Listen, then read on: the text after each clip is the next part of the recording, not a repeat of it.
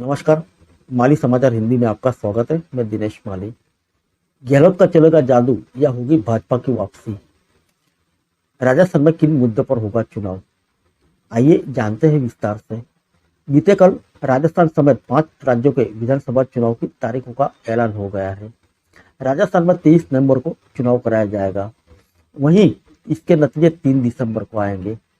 5 चुनावी राज्यों में राजस्थान समेत 2 राज्य ऐसे हैं जहां वर्तमान में कांग्रेस की सरकार है, लिहाजा पार्टी अपनी सत्ता को बरकरार रखने के लिए ताकत झोंक रही है।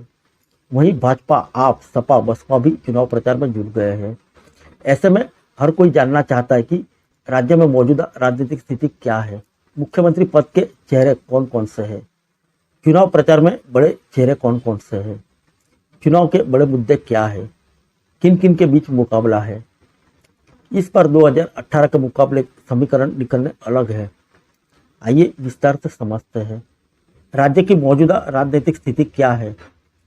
इस चुनाव में कांग्रेस के सामने अपनी सत्ता विरोधी लहर को कम कर सरकार बचाने की चुनौती होगी।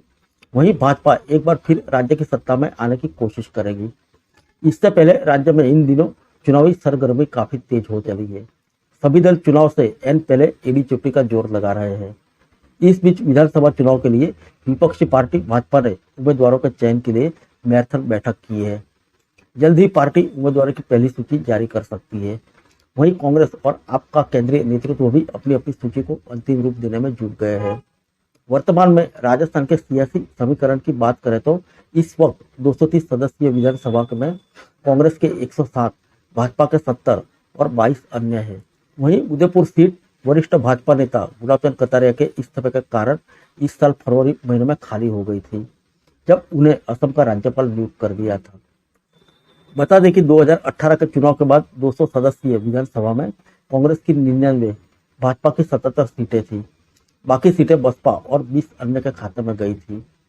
बाद में बसपा के विधायक कांग्रेस में शामिल हो गए थे। आइए जानते हैं मुख्यमंत्री पद के चेहरे कौन। कांग्रेस राज्य में मौजूदा मुख्यमंत्री अशोक गहलोत के चेहरे के साथ ही चुनाव में उतर सकती है। प्रदेश में सड़कों पर लगाए गए होर्डिंग्स और पोस्टर में यह दिखाने की कोशिश हो रही है कि गहलोत ही इस चुनाव में सबसे अहम है। हालांकि राहुल और प्रियंका ने पहले सचिन पायलट समेत अन्य नेताओं को सामूहिक नेतृत्व में चुनाव लड़ने की बात कही थी। चुनाव के बाद ही सीएम चेहरे को लेकर निर्णय लेने का आश्वासन भी नेतृत्व की ओर से दिया गया था। वहीं राज्य की मुख्य विपक्षी भाजपा के रुख की बात करें तो वह इस चुनाव में सामूहिक नेतृत्व के जरिए जनता के सामने जा रही है। प्रधानमंत्री मोदी ने अपनी चुनावी रैली में इस बात पर जोर दिया है कि भाजपा कमल के चेहरे पर चुनाव लड़ेगी। हालांकि समय समय पर खबरें आती रही है कि केंद्रीय जल शक्ति मंत्री गजेंद्र सिंह, पूर्व प्रदेश अध्यक्ष सतीश पूनिया, केंद्रीय विधि और न्याय मंत्री अर्जुन राम मेघवाल, केंद्रीय रेल मंत्री अश्विनी कुमार सीएम पद की रेस में हो सकते हैं। भाजपा अक्सर सरप्राइज देने के लिए जानी जाती है और कोई नया चेहरा सामने कर सकती है। आइए जानते हैं चुनाव प्रचार के चेहरे कौन हैं।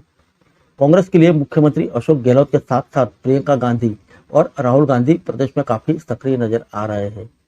इसके साथ ही पार्टी के प्रमुख नेता मल्लिकार्जुन खड़गे, सचिन पायलट, गोविंद सिंह डोटासरा भी चुनावी कार्यक्रमों में नजर आ रहे हैं।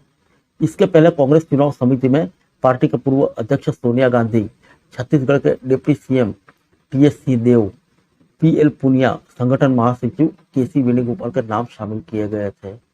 दूसरी ओर भाजपा ने पार्टी चुनाव प्रचार के लिए प्रधानमंत्री मोदी को उतारा है।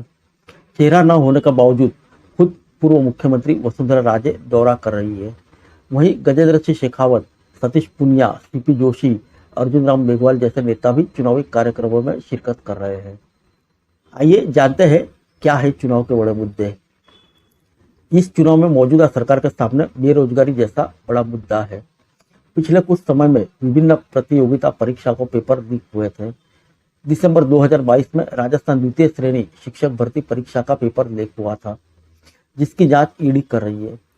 प्रदेश में स्थिति इतनी बिगड़ी कि पेपर लीक की घटना पर लगाम लगाने के लिए राज्य सरकार को नकल विरोधी कानून बनाना पड़ा। उधर भाजपा लगातार इन मुद्दों को अपने कार्यक्रमों में उठा रही है।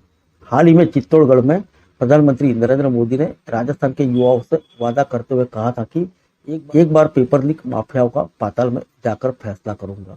एक भी पेपर लीक माफिया को नहीं छोड़ा जाएगा। राज्य में महिला सुरक्षा और कानून व्यवस्था को लेकर भी विपक्ष हमेशा हमलावर है। पीएम समेत तमाम भाजपा नेताओं ने चुनावी कार्यक्रमों में इन मुद्दों को उठाया है।